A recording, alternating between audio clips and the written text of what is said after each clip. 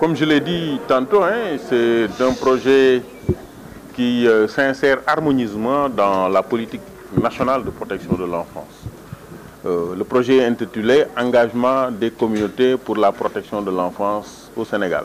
Et je rappelle que dans la politique nationale de protection de l'enfance, il y a deux dimensions. Une dimension renforcement du système de protection ou création du système de protection et une dimension appui au changement social positif. Et nous savons tous que le changement social positif, c'est surtout le changement des familles, des communautés. Donc quand on a un projet qui vient travailler dans cette dimension-là, mais nous saluons parce que ça s'insère harmonieusement dans la politique nationale de protection de l'enfant. Donc toutes les parties prenantes sont bénéficiaires de ce projet. D'abord les enfants, ensuite surtout les communautés, donc à travers les familles et les collectivités locales, mais même les acteurs, ils l'ont dit, peut-être sectoriels qui travaillent dans ces communautés-là. Il y a aussi les services de l'État, certainement, qui seront appuyés à travers donc, leur mission régalienne sur cette question-là. C'est un programme de 3 ans financé par l'Union européenne.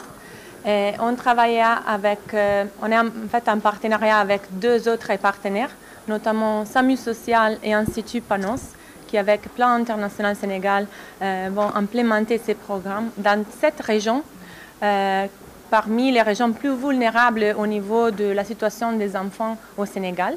Les régions sont Fatick, Kaolack, Diourbel, Kaffrine, Kolda, Sédhiou et Kédougou.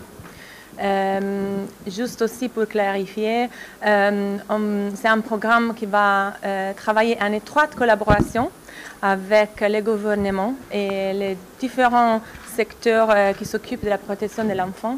Et notamment, l'objectif est vraiment de renforcer et mettre en place un système effectif par rapport à la stratégie de la CNPE, qui est la Stratégie nationale de protection de l'enfance, qui avait été lancée par le gouvernement en 2013, qui est en train d'être implémentée, mais notamment, ça serait bien de renforcer en fait les systèmes de protection. Donc, le but de ces projets, c'est vraiment de renforcer les systèmes de protection et engager les communautés et les familles, qui premièrement devraient être en charge en fait de répondre aux questions de protection de l'enfant.